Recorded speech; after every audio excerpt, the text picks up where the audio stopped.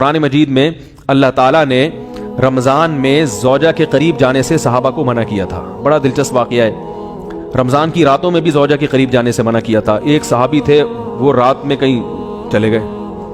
اب بڑے پریشان ہوئے، رسول اللہ صلی اللہ علیہ وسلم کے پاس آئے، عرض کیا یا رسول اللہ مجھ سے غلطی ہوئی، رمضان کی رات میں نے اپنی زوجہ کے قریب چلا. آپ نے فرمایا کیوں؟ وہ بڑا دلچسپ واقعہ ہے، بظاہر تھوڑا حیا کے خلاف بھی ہے لیکن اتنا بھی نہیں ہے. وہ کہہ رہے میری زوجہ کہیں پانی بھرنے کے لیے جا رہی تھی، ان کی پنڈلی کھلی تو میری نظر بیوی کی پنڈلی پر پڑی اور میں بس پاگل ہو گیا بیوی کے عشق میں.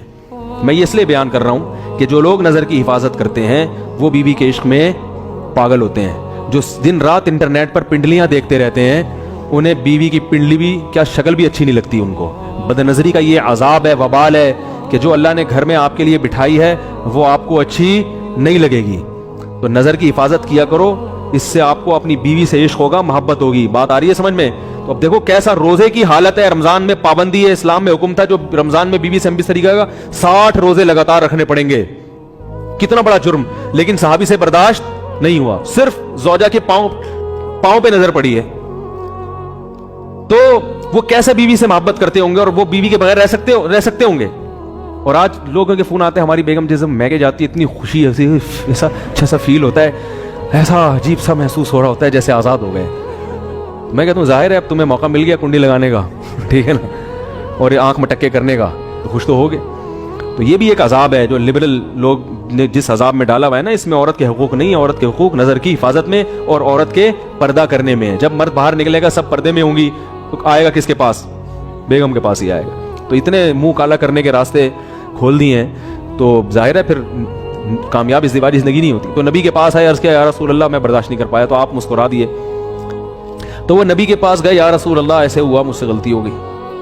تو آپ نے فرمایا کیوں؟ فرمایا ایسا ہو گیا تھا. تو آپ صلی اللہ علیہ وسلم نے فرمایا 60 روزے رکھو لگاتار. انہوں نے فرمایا ایک کی طاقت نہیں ہے، اس میں یہ ہو گیا 60 میں کیسے رکھوں گا، نہیں ہے طاقت 60.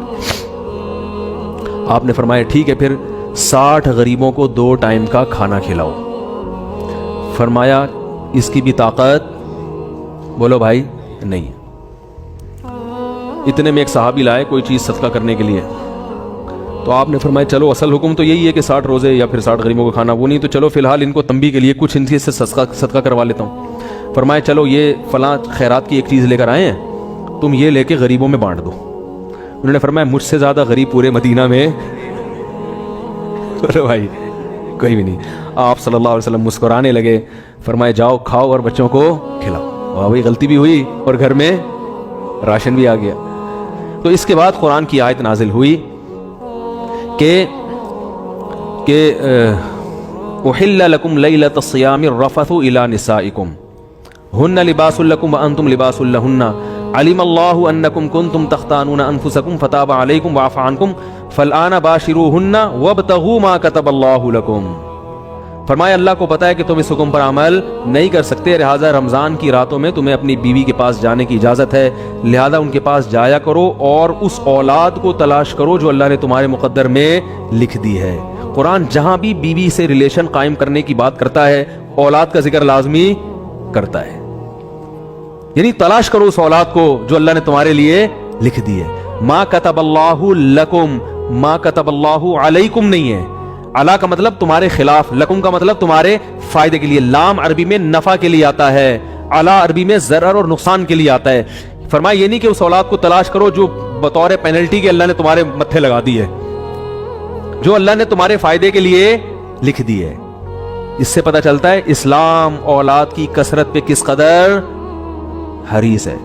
بات آ رہی ہے اور بھی اس بارے میں آیتیں ہیں قرآن مجید کی، مگر میں اب زیادہ تفصیل میں نہیں جاؤں گا. کچھ آیتیں رہ گئی ہیں، کچھ احادیث رہ گئی ہیں، تو وہ انشاءاللہ پھر اگلے